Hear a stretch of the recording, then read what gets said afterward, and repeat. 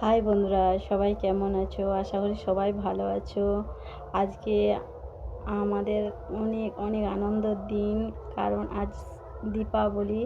আজ আমার সমস্ত বন্ধুদের জানাই, দাদা, দিদি, ভাই, বোন, সকলকে জানাই শুভ দীপাবলির অনেক অনেক শুভেচ্ছা ও ভালোবাসা, অভিনন্দন জানাই আমার তরফ থেকে। তোমাদের অনেক অনেক শুভেচ্ছা। সবাই ভালো থেকো, সুস্থ থেকো।